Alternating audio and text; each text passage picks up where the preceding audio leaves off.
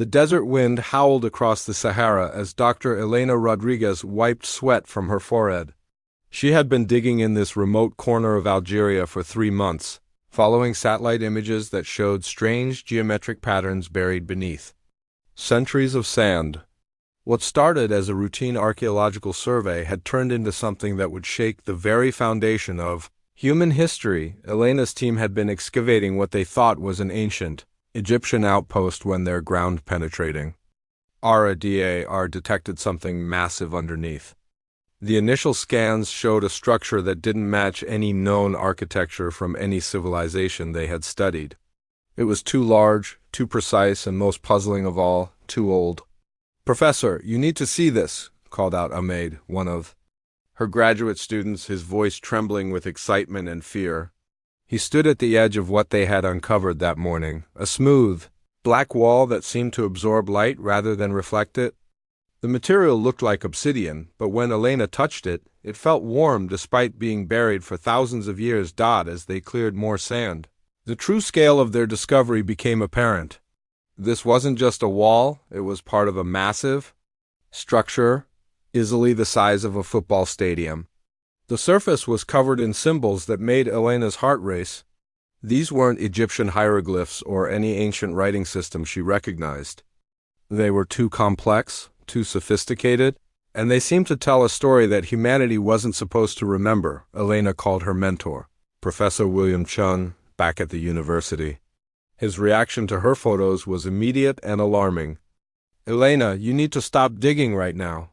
Bring everything back to the lab, but don't share this with anyone else yet. What you found, it changes everything we thought we knew about early human civilization." But Elena couldn't stop. The symbols were calling to her in a way she couldn't explain.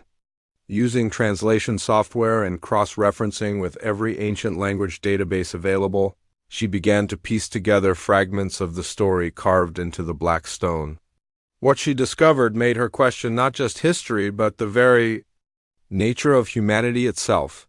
The symbols told of visitors from the stars, who came to Earth when humans were still living in caves and hunting with stone tools. These beings, tall and graceful with technology beyond imagination, offered early humans a choice that would determine the fate of the entire species. They could receive knowledge, mathematics, agriculture, medicine, astronomy, that would advance human civilization by thousands of years. But this gift came with a price that seemed simple at the time: complete silence about the visitors' existence. According to the carvings, humanity's ancestors were shown what would happen if they refused. The visitors projected images of burning cities, of humans scattered to the winds, of a species that would never advance beyond primitive tribal warfare. Faced with extinction or evolution, the choice seemed obvious. The ancient humans accepted the deal. Elena spent sleepless nights translating more of the text, her hands shaking as each new section revealed more disturbing details. The visitors hadn't just given humans knowledge and disappeared. They had left behind a guardian, a massive ship that would orbit the outer edges of the solar system, watching and waiting. This sentinel was programmed with one primary mission: ensure that humanity never broke their vow of silence about their cosmic neighbors. The carvings described the ship in detail that made Elena's blood run cold. It was described as being the size of a small moon, equipped with technology that could monitor every radio signal, every attempt at space communication, every effort to reach out to the stars. But most terrifying of all, it was armed with weapons that could sterilize the entire planet if humanity ever revealed the truth about their ancient visitors. As Elena dug deeper into the site, she found more evidence that supported the incredible story. Carbon dating confirmed that the structure was over 10,000 years old, making it older than any known civilization. Chemical analysis of the black material revealed isotopes that didn't exist naturally on Earth. Most disturbing of all, when she examined the symbols under ultraviolet light, they glowed with patterns that matched mathematical sequences found in the DNA of every human being on the planet. The visitors hadn't just given humans knowledge, they had changed them at a genetic level. Elena discovered references to dormant abilities that had been locked away in human DNA, abilities that would only activate when humanity was ready to rejoin the galactic community. But according to the carvings, that reunion could only happen when humans chose to break their silence voluntarily. Proving they were mature enough to handle the truth, Elena realized she was faced with the same choice her ancestors had made 10,000 years ago. She could bury this discovery, protect humanity from knowledge it might not be ready for, and maintain the silence that had kept the species safe for millennia. Or she could reveal the truth and potentially trigger the return of the Sentinel ship that had been patiently waiting in the darkness of space. The final section of carvings she translated chilled her to the bone. It contained a warning and a prophecy. The visitors had known that eventually someone would find these records. When that day came, humanity would stand at a crossroads. If they chose to remain silent, they would be left alone to continue their protected development. But if they chose to reach out to the stars, to acknowledge the truth about their origins, the Sentinel would return. The carvings promised that this return wouldn't necessarily mean destruction. The ship carried both the power to eliminate humanity and the technology to elevate it to join the galactic community. Which outcome occurred would depend entirely on how humanity had evolved during their 10,000 years of cosmic isolation. Elena stared at the ancient writing, knowing that her next decision would affect not just her own life, but the destiny of every person on Earth. The weight of humanity's secret pressed down on her shoulders as she realized she now carried the burden that had been passed down through generations of guardians who had kept this knowledge hidden. In the distance, she could hear her team continuing their work, unaware that they were uncovering evidence of humanity's greatest secret. The desert wind continued to blow, carrying sand that had witnessed the moment when humanity first learned that they were not alone in the universe, and accepted a bargain that would define their species for the next 100 centuries. Elena looked up at the star-filled sky above the Sahara, wondering if somewhere in that vast darkness, the Sentinel ship was still waiting, still watching, still ready to fulfill its ancient programming. The silence that had protected humanity for 10,000 years suddenly felt fragile, like a glass barrier that could shatter at any moment. She closed her notebook and walked back toward the camp, carrying with her the knowledge that would haunt her for the rest of her life. Humanity's cosmic isolation was about to end, one way or another. The only question was whether the species would survive the reunion with their forgotten guardians. 50 years had passed since Elena Rodriguez made her world-changing discovery in the Sahara. The secret had been carefully guarded, passed down through a select group of researchers who understood the weight of what they protected. Now her granddaughter Maya Rodriguez stood in the control room of humanity's most advanced radio telescope facility, staring at data that made her heart pound with both excitement and terror. Maya had grown up knowing the family secret. Her grandmother had shared the truth about the ancient alien contact when Maya turned 18, showing her the translated text and explaining the terrible burden their family carried. At first, Maya had thought her grandmother was losing her mind. Ancient aliens? A Sentinel ship waiting in space? It sounded like science fiction. But as Maya pursued her career in astronomy, and eventually joined the Search for Extraterrestrial Intelligence program, she began to see patterns that others missed. Radio signals from deep space that lasted exactly the duration described in the ancient carvings.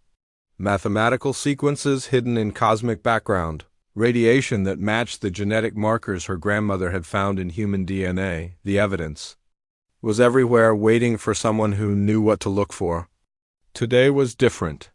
Maya's team at the new Arecibo facility had detected something that changed everything. Dr. Kevin Park, her closest colleague, burst into her office at 3 a.m, his face pale with exhaustion and excitement. "Maya, you need to see this immediately. The computer has been tracking an artificial signal from the outer solar system for the past 6 hours. It's not natural, it's not from any human satellite, and it's getting stronger." Maya followed Kevin to the main control room, where banks of computers displayed wave patterns and frequency analyses. What she saw made her blood turn to ice.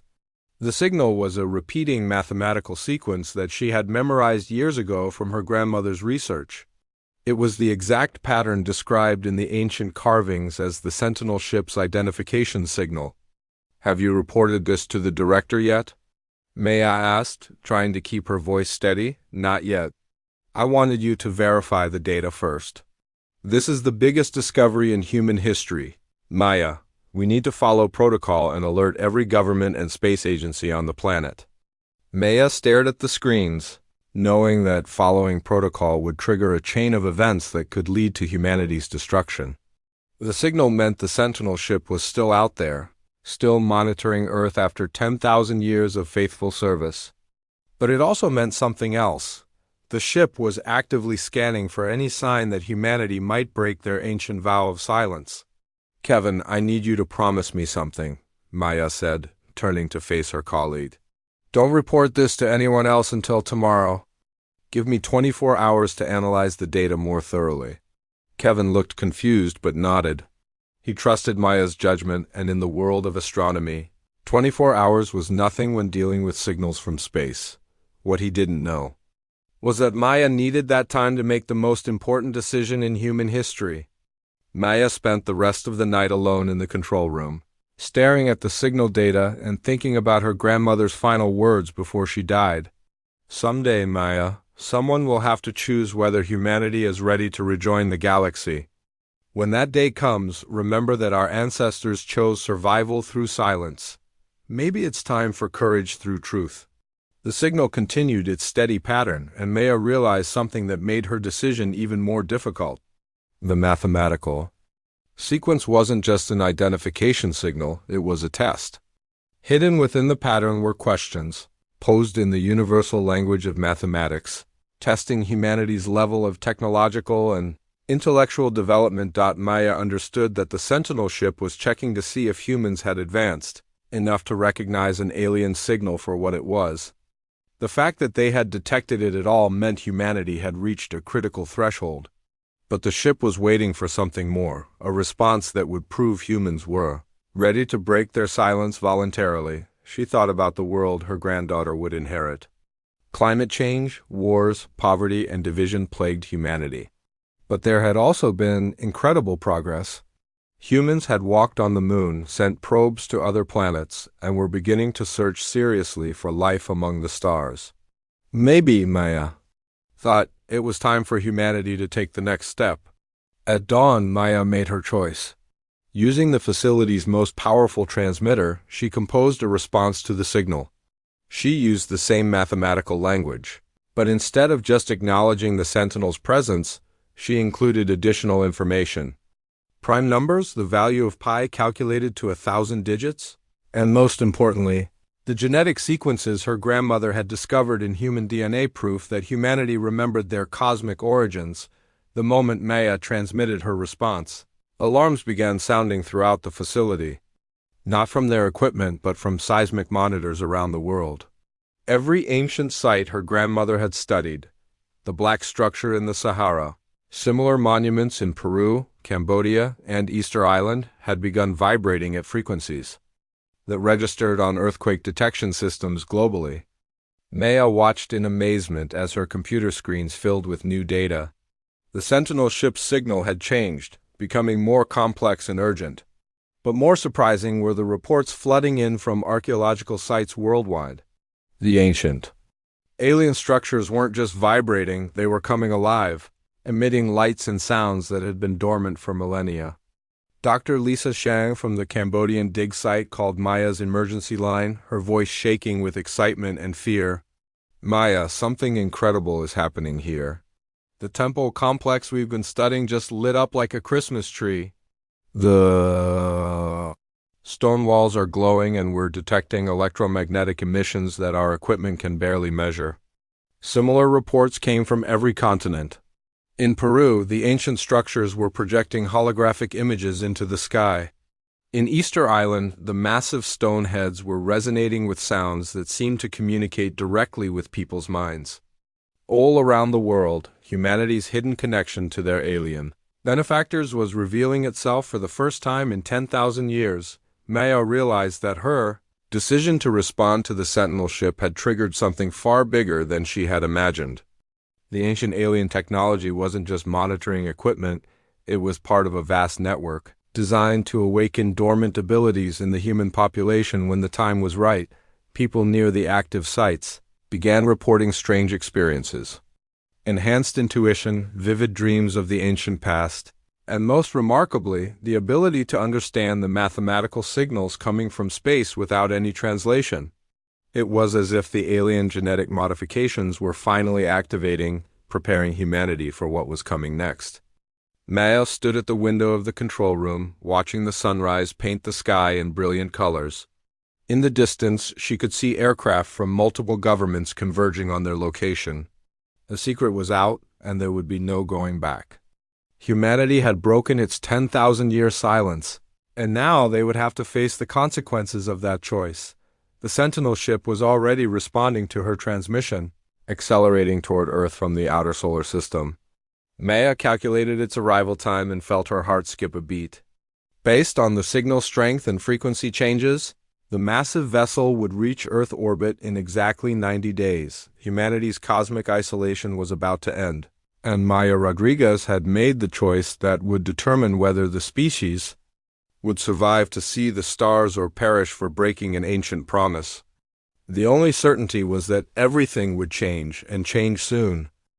The world had gone mad in the 3 weeks since Maya Rodriguez sent her response to the stars. Every major government on Earth was scrambling to understand what was happening as ancient monuments across the globe continued to emit strange signals and lights. But the real chaos was happening inside people's minds. Dr. James Chun stood in his neurology lab at Johns Hopkins, staring at brain scans that defied everything he knew about human physiology. The patient lying on the examination table was Rachel Kim, a kindergarten teacher from Baltimore who lived 50 miles from the nearest ancient site. Yet her brain was showing activity patterns that shouldn't be possible. "Rachel, can you tell me again what you've been experiencing?" James asked, trying to keep his voice calm despite his excitement. Rachel sat up slowly, her eyes unfocused as if she was listening to something only she could hear. "It started 3 days ago, doctor. At first I thought I was getting sick because I kept having the same dream. I'm standing in a desert and there are people in robes talking to tall, shining beings. But the strange thing is, I can understand what they're saying, even though they're not speaking any language I know." James had heard similar stories from hundreds of patients across the country. People with no connection to archaeology or astronomy were suddenly having vivid dreams about ancient encounters with otherworldly visitors. More disturbing were the growing reports of enhanced abilities, people solving complex mathematical problems they'd never studied, understanding foreign languages they'd never heard, and most remarkably, sensing things that were happening far away. The phenomenon wasn't limited to adults. Children seemed especially affected, with schools reporting that students were displaying sudden bursts of intelligence and creativity. Art classes were producing drawings of spacecraft and alien symbols that matched the ancient carvings discovered around the world. Science teachers found their students asking questions about physics and astronomy that college professors would struggle to answer. Maya Rodriguez had been forced into hiding after her role in triggering the global awakening became public knowledge. Government agents, religious leaders, and conspiracy theorists all wanted answers she couldn't provide. She was currently staying in a safe house provided by Dr. Antonio Reyes, a geneticist who had been secretly studying the alien DNA markers for decades. "Maya, you need to see the latest satellite data," Antonio said, rushing into the room with his laptop. "The ship isn't just approaching Earth, it's doing something to our planet's magnetic field." Maya looked at the screens showing Earth's magnetosphere, the invisible shield that protected the planet from cosmic radiation. Normally, it appeared as smooth flowing lines, but now it was pulsing with geometric patterns that matched the symbols from her grandmother's research. "It's like the ship is tuning our planet's natural frequency," Maya whispered. "But why?" The answer came from an unexpected source. Dr. Rebecca Walsh, a linguist who had been working to decode the alien symbols, made a breakthrough that changed everything. She discovered that the patterns weren't just language, they were instructions for activating dormant sections of human DNA. The aliens didn't just give our ancestors knowledge, Rebecca explained during an emergency video conference with researchers worldwide. They modified human genetics, installing what can only be described as a biological upgrade. But they designed it to remain dormant until humanity was exposed to specific electromagnetic frequencies. The implications were staggering. The approaching alien ship wasn't coming to punish humanity for breaking their silence. It was broadcasting the activation codes that would unlock abilities that had been sleeping in human DNA for 10,000 years. As the ship drew closer, the effects on Earth's population intensified. Dr. Yuki Tanaka, a physicist in Tokyo, reported that children near ancient sites were spontaneously understanding quantum mechanics.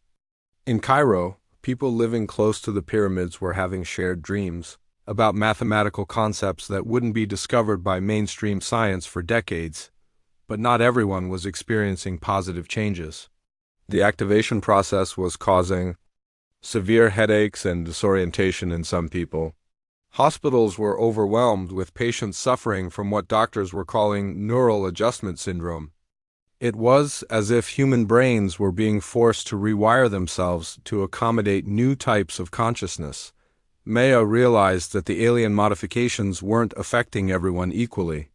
People whose genetic makeup contained more of the original alien markers were adapting faster and experiencing more dramatic changes. It was as if humanity was naturally divided into those who would lead the species into its cosmic future and those who would need more time to adjust. The most remarkable changes were happening to people who had dedicated their lives to understanding the universe. Astronomers were suddenly able to calculate orbital mechanics in their heads. Mathematicians were seeing patterns in numbers that revealed hidden structures in reality itself. Even artists were creating works that seemed to channel knowledge from beyond Earth. Maria Santos, a street artist from São Paulo, became famous overnight when her murals began depicting accurate maps of nearby star systems. When asked how she knew what to paint, she simply said, "The pictures come to me in dreams. It's like someone is teaching me while I sleep." Scientists studying the phenomenon discovered that the alien ship was broadcasting on multiple frequencies simultaneously. Some signals affected human DNA directly, while others seemed designed to activate ancient alien technology hidden around the planet. Archaeological teams reported that buried structures were rising from the ground, revealing themselves after millennia of concealment. The most significant discovery came from Antarctica, where melting ice revealed a massive facility that had been frozen for thousands of years. The structure contained technology that was clearly not human in origin, including what appeared to be communication equipment designed to contact distant star systems. Dr. Helen Parker, leading the Antarctic expedition, made a discovery that changed everything. "This isn't just a communication center," she reported during a global briefing. "It's a school. The entire facility is designed to teach humans about galactic civilization, cosmic history, and our place in the universe." As more people around, the world began experiencing the awakening. Patterns emerged that gave hope for humanity's future. The enhanced abilities weren't random. They seemed designed to solve the problems that had plagued human civilization for centuries.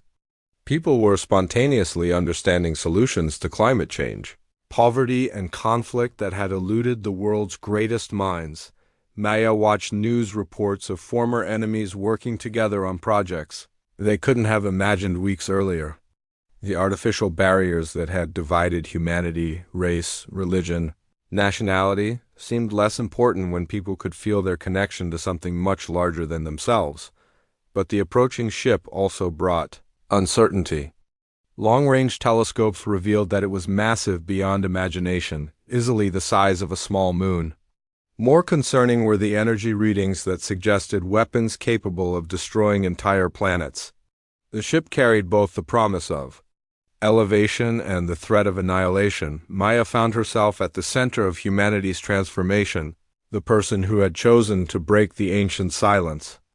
As reports flooded in from around the world of people developing abilities their ancestors could never have imagined, she wondered if she had saved humanity or doomed it. The ship would arrive in 67 days, and when it did, humanity would finally learn whether their 10,000-year test period had prepared them for membership in a galactic community, or if they had failed to evolve beyond their primitive origins. Maya looked up at the night sky, knowing that somewhere in the darkness, alien eyes were watching humanity's awakening with interest that could turn to judgment at any moment. The day humanity had been dreading and anticipating for 3 months finally arrived. President Victoria Martinez stood in the Situation Room deep beneath the White House, surrounded by advisors, scientists, and military leaders from around the world. On the massive screens before them, the alien Sentinel ship hung in Earth's orbit like a second moon, its crystalline surface pulsing with patterns of light that seemed almost alive. Maya Rodriguez sat at the communication console, her hands trembling as she prepared to make history for the second time. The woman who had broken humanity's 10,000-year silence would now attempt the first intentional conversation between humans and aliens since the ancient pact was made. "Maya, are you ready?" President Martinez asked, her voice steady despite the weight of the moment. Maya nodded, looking around the room at the faces of people who represented every nation on Earth. The past 3 months had forced humanity to work together in ways that had never happened before. Old enemies had become allies, sharing resources and knowledge to prepare for this moment. Dr. Patricia Wong, the lead linguist on the first contact team, had spent weeks developing communication protocols based on the mathematical sequences found in the ancient carvings. Standing beside her was Dr. Alex Petrov, whose team had been studying the enhanced humans who seemed to naturally understand the alien signals. "Remember," Dr. Wong said, "start with the basic mathematical greeting, then move to the genetic identification sequence your grandmother discovered. If the theory is correct, they should recognize us as the descendants of their original contact." Maya began the transmission, sending carefully crafted mathematical patterns into space. The response was immediate and overwhelming. The alien ship's surface erupted in brilliant colors, creating patterns so complex and beautiful that several people in the room gasped in amazement, but more surprising was what happened to the enhanced humans watching the display. Lisa Chun, a former accountant from San Francisco, who had developed telepathic abilities during the awakening, suddenly spoke in a voice that wasn't entirely her own. "They are pleased," she said, her eyes glowing with the same patterns reflected. From the ship, the young ones remember the ancient songs. They have grown wise in their isolation. President Martinez looked at Dr. Chun in shock. Are you communicating with them directly?" Lisa nodded slowly, her expression peaceful despite the strangeness of the situation. "They call themselves the Keptari. They have been waiting for this moment since they left our ancestors in the desert. But they are not the same beings who made the original pact." Through Lisa and several other enhanced humans who had become living translators, the true story of humanity's cosmic heritage began to unfold. The Keptari were not conquerors or gods, but gardeners of consciousness who had spread intelligence throughout the galaxy for millions of years. Maya listened in amazement as the aliens explained their purpose. Earth was one of hundreds of worlds where they had planted the seeds of advanced civilization, then stepped back to allow natural development.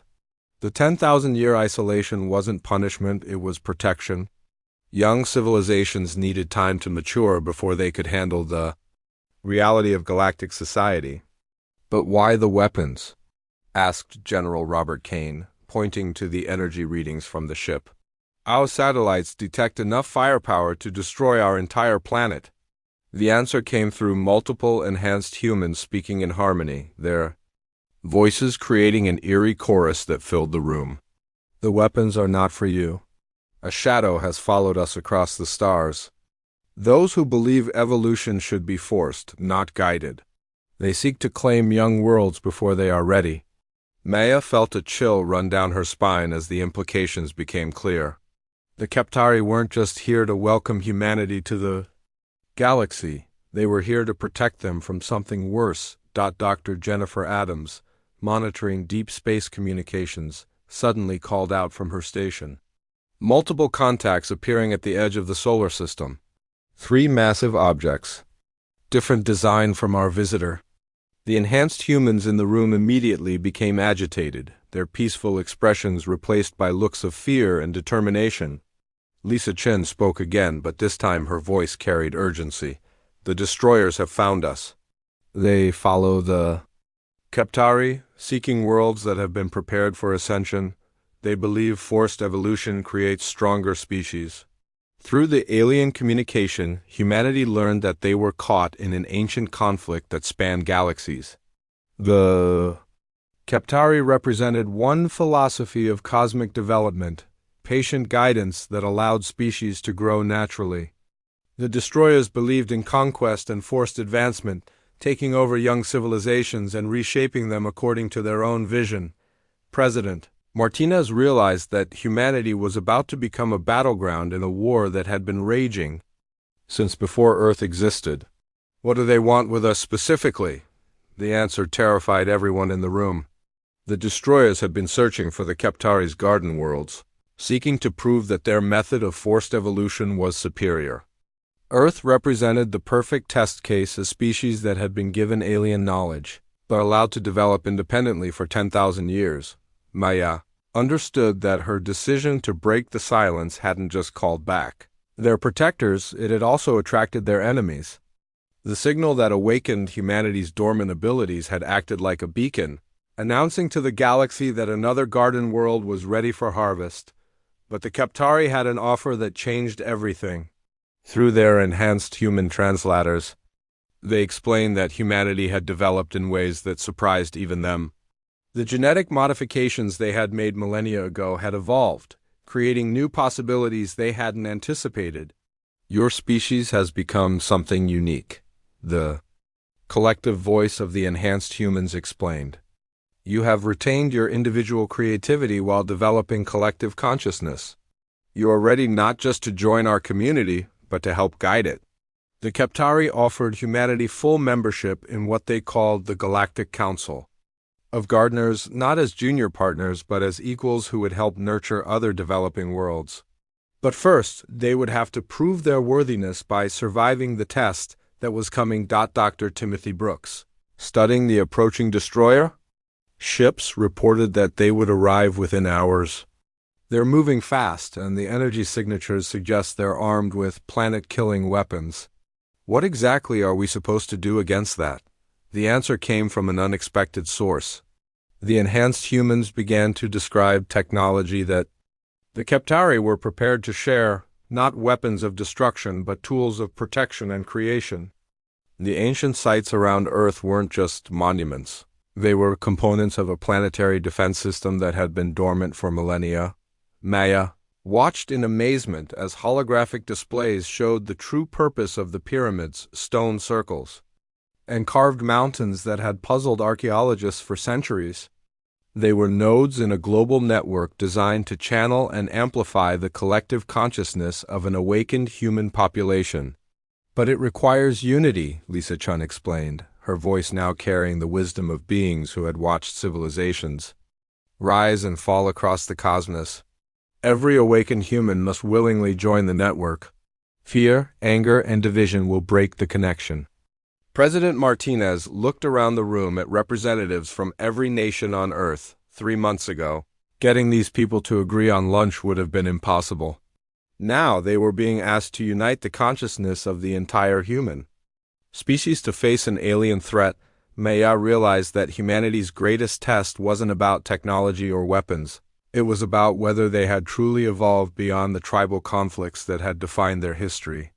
The awakening had given them the tools they needed, but success would depend on whether they could overcome the divisions that had kept them apart for thousands of years. The destroyer ships were approaching, and humanity had hours to achieve something that had never happened in their entire history: true unity of purpose and spirit. Maya looked at the screens showing the approaching threat, and wondered if the species that had survived ice ages and world wars could take this final step toward joining the cosmic community. The 3 destroyer ships emerged from the darkness of space like nightmares made real. Unlike the graceful, crystalline vessel of the Keptari, these massive warships were angular and dark. their surfaces crackling with energy that made Earth's most powerful weapons look like toys. Maya Rodriguez watched the screens in horror as the alien destroyers took positions around Earth, forming a triangle that could deliver devastating crossfire to any point on the planet. President Victoria Martinez had given the order that would either save humanity or doom it. Every television, radio, and internet connection on Earth was broadcasting the same message: all awakened humans needed to connect to the ancient sites immediately. The planetary defense network that had waited 10,000 years for activation required the willing participation of millions of people. Maya stood in the Sahara Desert, where her grandmother had first discovered the truth about humanity's cosmic heritage. The massive black structure that had been hidden beneath the sand was now fully exposed, rising like a dark mountain from the desert floor. Its surface pulsed with patterns of light that matched the rhythm of Maya's heartbeat around the world. Similar scenes were playing out at every ancient site. Dr. Patricia Wong was at Stonehenge, where the stone circle was now revealed to be just the surface portion of a vast underground complex. In Cambodia, Dr. Lisa Chun was coordinating with thousands of local volunteers as the ancient temple complex blazed with otherworldly energy, the enhanced humans who had developed abilities during the awakening were serving as human conduits, helping ordinary people connect to the network. But the process wasn't easy. Many people were frightened by the strange sensations as their consciousness expanded beyond their individual minds. Maya pressed her hand against the warm surface of the alien structure and felt her awareness explode outward. Suddenly, she could sense every other human touching an ancient site around the planet. Their minds formed a web of connection that spanned continents, creating a collective consciousness that was still recognizably human but far more than any individual could achieve. Alone, through this network, Maya could feel the approach of the destroyer ships and sense their malevolent intent. The aliens aboard those vessels saw humanity as primitives who needed to be conquered and reshaped according to their vision of perfection. They had done this to dozens of other worlds, turning unique civilizations into copies of themselves. But Maya also felt something the destroyers didn't expect: the unified will of billions of humans who refused to surrender their independence. The network wasn't just connecting the awakened individuals. It was amplifying their combined determination and spreading it to every person on Earth. Dr. Rebecca Walsh, now stationed at the Easter Island site, made a discovery that changed everything. Maya, the statues aren't just monuments, they're resonance amplifiers. When enough people connect to the network, they'll project our collective consciousness into space like a shield. The Keptari ship moved to position itself between Earth and the approaching destroyers, its crystalline surface now blazing with protective energy. Through the enhanced humans still serving as translators, the Keptari sent a final message to their ancient enemy: this world has chosen its path. You have no claim here. The response from the destroyer ships was immediate and terrifying. Beams of energy lanced out toward Earth, weapons capable of boiling oceans and cracking continents. But something impossible happened. The beams struck an invisible barrier surrounding the planet and scattered harmlessly into space. Maya felt the barrier through her connection to the network. It wasn't made of technology or alien science. It was the combined will of humanity itself, given substance through the ancient alien modifications to human DNA and amplified by the planetary network. Every person who chose to connect their consciousness to the defense of Earth made the barrier stronger. The destroyer ships fired again, pouring more energy into their assault. This time, the barrier didn't just deflect their weapons, it reflected them back. The aliens who had conquered dozens of worlds found their own devastating firepower turned against them, their shields failing under attacks from their own weapons. But the real shock came when the destroyers tried to retreat. The barrier that protected Earth began to expand, following the fleeing ships and trapping them in a sphere of human consciousness that they couldn't escape. Maya realized that humanity wasn't just defending itself, they were demonstrating a power that even the ancient Keptari had never seen. Dr. James Chun, monitoring the alien ships from his research station, reported something that amazed everyone. The destroyer vessels are shutting down their weapon systems. They're not retreating, they're surrendering. Through the network, Maya sensed the confusion and fear of the alien crews. They had expected to face a primitive species armed with crude technology. Instead, they found themselves confronting a unified consciousness that could manipulate space itself through sheer force of will. The Keptari ship began broadcasting new patterns, and the enhanced humans translated their amazement. In a million years of gardening consciousness across the galaxy, we have never seen a species achieve this level of unity while maintaining individual identity. Humanity has evolved beyond our original design. As the immediate threat passed, Maya felt the network beginning to change. What had started as a defensive measure was becoming something permanent, a new form of human consciousness that connected every person on Earth while allowing them to remain themselves. Children in schools were spontaneously sharing knowledge across continents. Scientists were collaborating on solutions to problems they could never have solved alone. The destroyer ships, now completely disabled, sent their own message through the network. Their crews had been exposed to the unified human consciousness and were experiencing something they had never known: empathy and cooperation instead of domination and control. They requested permission to land and learn from the species that had accomplished what they thought was impossible. President Martinez, speaking for all humanity through the network, granted that permission with conditions. The destroyers would surrender their weapons and submit to rehabilitation by both humans and Keptari. In return, they would share their knowledge of other civilizations they had conquered, allowing rescue missions to free worlds that had been enslaved. Maya walked away from the ancient structure in the Sahara, but she remained connected to the global network that humanity had created. The experience had changed not just her, but every person on Earth. They were still individuals with their own thoughts and feelings, but they now shared a deeper understanding of their connection to each other and to the cosmos. The Keptari ship began its departure preparations, but they left behind teachers and technology to help humanity take its next steps. Earth would become the new center of the Galactic Council of Gardeners, with humans leading the effort to find and nurture other developing civilizations. Dr. Antonio Reyes, the geneticist who had helped Maya during the crisis, made a final discovery that brought the story full circle.